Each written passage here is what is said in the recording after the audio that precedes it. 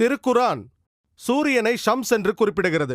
அதன் வெளிச்சத்தை சிராஜ், வஹாஜ் அல்லது தியா என்றும் குறிப்பிடுகிறது. அதன் பொருள் கொழுந்து விட்டெறியும் தீப்பந்தம், விளக்கு அல்லது மகத்துவமிக்க பேரொளி. திருக்குரானில் சந்திரனை கமர் என்று குறிப்பிடப்பட்டுள்ளது. அதன் வெளிச்சத்தை முனீர் அல்லது நூர் என்று திருக்குரானில் குறிப்பிடப்பட்டுள்ளது. இரவலாய் பெற்ற அல்லது பிரதிபலிக்கப்பட்ட ஒளி. இந்த செய்தி சூரா ஃபுர்கான் அத்தியாயம் 25 வசனம் 61 மட்டுமல்லாமல் சூரா யூனுஸ் அத்தியாயம் 10 வசனம் 5 சொல்லப்பட்டிருக்கிறது. மேலும் சூரா அன்-நஹ்ல் அத்தியாயம் 16 வசனம் 16 மேலும் சூரா நூஹில் அத்தியாயம் 71 வசனங்கள் 15, 16 சந்திரனின் ஒளி இரவலாய் பெறப்பட்ட அல்லது பிரதிபலிக்கப்பட்ட ஒளி என்று சொல்லப்பட்டிருக்கிறது. 1400 வருஷங்களுக்கு முன்பாக சந்திரனின் வெளிச்சம் அதன் சொந்த வெளிச்சம் அல்ல, அது இரவலாய் பெறப்பட்ட அல்லது பிரதிபலிக்கப்பட்ட ஒளி என்று யாரால் சொல்லி இருக்க முடியும்? அந்த நாத்திகர் சற்று தயங்குவார். பிறகு அவர் சொல்வார், உங்கள் நபிகள் நாயகம் ஒருவேளை மிகவும் புத்திசாலியாக இருக்கலாம் என்று சொல்வார். வாதம் செய்யாதீர்கள், தொடர்ந்து பேசுங்கள். அவரிடம் சொல்வேன், நான் பள்ளியில் இருக்கும் பொழுது நான் என் 10ஆம் வகுப்பை 1982 முடித்தேன். நான் விஞ்ஞானம் மற்றும் பூகோள பாடங்களில் கற்றுக்கொண்டது என்னவென்றால், சூரியன் பிரபஞ்சத்தை சுற்றி வருகிறது, ஆனால் அது தன் சொந்த அச்சில் சுழல்வதில்லை என்று சொல்லித்தரப்பட்டது.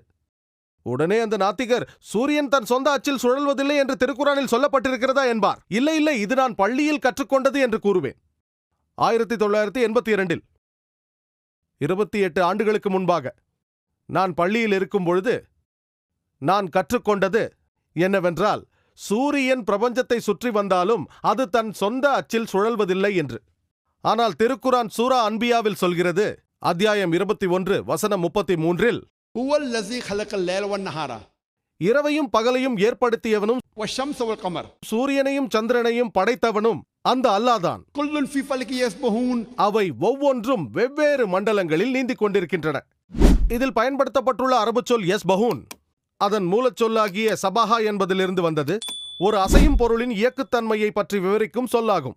யஸ்பஹூன் அல்லது சபாஹா என்ற சொல்லை நான் பயன்படுத்தும் பொழுது, உதாரணத்திற்கு தரையில் இருக்கும் ஒரு மனிதனை குறித்து சொல்லும் பொழுது, அவர் தரையில் புரளுகின்றார் என்று அர்த்தமாகிவிடாது, அவர் நடந்து கொண்டோ ஓடிக்கொண்டோ இருக்கிறார் என்றுதான் பொருளாகும். தண்ணீரில் இருக்கும் ஒரு மனிதனுக்காக இந்த சொல்லை பயன்படுத்தினால் அவர் மிதக்கிறார் என்று பொருள் அல்ல, அவர் நீந்திக் கொண்டிருக்கிறார் என்பதாகும். ஆகவே திருக்குரான் அண்டத்தில் இருக்கும் சில அம்சங்களை குறித்து இந்த வார்த்தைகளை சொல்லும் பொழுது அது பறப்பதாக பொருளாகாது, தன் சொந்த அச்சில் முன்னேறி சுழன்று கொண்டிருப்பதாகத்தான் பொருளாகும். ஆகவே திருக்குரான் சூரியனும் சந்திரனும் சுற்றி வருவது மட்டுமல்லாமல் தன் சொந்த அச்சில் சுழன்று கொண்டு வருவதாக சொல்கிறது. இன்று நவீன கருவிகளின் உதவியால் சூரியனின் வடிவத்தை நம் மேஜை மீதே கொண்டு வர முடியும். சூரியன் மீது கரும்புள்ளிகள் இருப்பதை நம்மால் காண முடியும். இந்த கரும்புள்ளிகள் சுற்றி வருவதற்கு ஏறக்குறைய 25 நாட்கள் எடுக்கின்றன. ஆகவே சூரியன் ஒரு சுழற்சியை முழுமையாக முடிக்க 25 நாட்கள் எடுக்கும். இன்று நீங்கள் பள்ளிகளுக்கு சென்று பார்த்தால் இந்த புதிய கருத்து பள்ளி பாட புத்தகங்களில் புதிதாக சேர்க்கப்பட்டுள்ளது. அதாவது சூரியன் அசையா பொருள் அல்ல, அது தன் சொந்த அச்சில் சுழன்று கொண்டு வருகிறது என்ற உண்மை. உங்களுக்கு 30 அல்லது 40 வருடங்களுக்கு முன்பாக தெரிய வந்த இந்த உண்மை திருக்குரானில் 1400 வருடங்களுக்கு முன்பாகவே சொல்லப்பட்டிருக்கிறது. சூரியன் தன் சொந்த அச்சில் சுழல்கிறது என்று திருக்குரானில் யார் சொல்லியிருப்பார்கள்? இப்பொழுது அந்த நாத்திகர் அமைதியாகி விடுவார். அவரது பதிலுக்காக காத்திருக்காமல் தொடர்ந்து பேசுங்கள். சூரிய வெளிச்சம் சில ரசாயன சேர்க்கை விளைவுகளால் ஏற்படுகிறது என்று இன்றைய விஞ்ஞானம் நமக்கு சொல்கிறது. மேலும் இது பல கோடி ஆண்டுகளாக நடந்து கொண்டு வருகிறது. ஒரு நாள் இந்த ரசாயன சேர்க்கையானது நின்றுவிடும். அன்றோடு சூரியன் இருக்காது, இந்த பூமியில் எந்த உயிரும் இருக்காது. ஆனால் இது நடக்க இன்னும் பல கோடி ஆண்டுகள் ஆகும் என்று விஞ்ஞானிகள் சொல்கிறார்கள். இதை சில 100 ஆண்டுகளுக்கு முன்பாக விஞ்ஞானிகள் கண்டுபிடித்தார்கள். ஆனால் திருக்குரான் இதை 1400 ஆண்டுகளுக்கு முன்பாகவே சொல்லிவிட்டது. சூரா யாசீன் அத்தியாயம் 36 வசனம் 38 சூரியனின் இயக்கம் நிர்ணயிக்கப்பட்ட ஒரு காலகட்டம், நிர்ணயிக்கப்பட்ட நேரம் மற்றும் நிர்ணயிக்கப்பட்ட இடத்தில் அது முடிவுக்கு வரும் என்கிறது. ஒரு நாள் சூரியனின் இயக்கம் நின்று அது முழுமையாக அணைந்துவிடும் என்று இன்றைய விஞ்ஞானம் சொல்கிறது. ஒரு காலகட்டம் வரை அது இருக்கும். மேலும் இன்றைய விஞ்ஞானம் சொல்கிறது, சூரியன் தன் கோள் கூட்டத்துடன் பிரபஞ்சத்தின் ஒரு திக்கை நோக்கி நகர்ந்து கொண்டிருப்பதாகவும், அதன் இலக்குக்கு ஹெர்குலின், ஆல்பா ரைலா, ஆல்பா லைரா என்று பெயர்கள் உண்டு. வினாடிக்கு 12 மைல் வேகத்தில் நகர்ந்து சென்று சோலார் எபிக்ஸ் என்ற உச்ச நிலையை அடையும் என்கிறார்கள். இதைத்தான் நிர்ணயிக்கப்பட்ட காலகட்டத்தில், நிர்ணயிக்கப்பட்ட நேரத்தில், நிர்ணயிக்கப்பட்ட இடத்துக்கு சூரியன் செல்லும் என்று திருக்குரான் சொல்லியிருக்கிறது. இதையே தான் இன்றைய விஞ்ஞானமும் சொல்கிறது.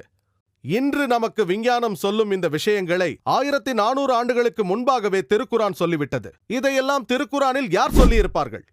அந்த நாத்திகர் அமைதியாகி விடுவார். அவர் பதிலுக்காக காத்திருக்காமல் தொடர்ந்து பேசுங்கள். இன்று விஞ்ஞானம் சொல்கிறது, அதாவது பூமிக்கு மேல் மிக அருகே உள்ள வளிமண்டலம் தீங்கு விளைவிக்கக்கூடிய கதிர்வீச்சுகளை பூமிக்கு வராமல் தடுக்கின்றதாம். இந்த வளிமண்டலம் இல்லை என்றால் புற ஊதா கதிர்களும் வேறு சில வாழ்வியலுக்கு கேடு விளைவிக்கின்ற பயங்கர தீய கதிர்களும் பூமிக்குள் நுழைந்து இந்த பூமியை உயிர் வாழ்வதற்கு அறவே தகுதியற்ற இடமாக ஆக்கியிருக்கும். கேடயமாக விளங்குகின்ற இந்த வளிமண்டலமே உயிர்கள் வாழ்வதற்கு காரணமாக அமைந்துள்ளது.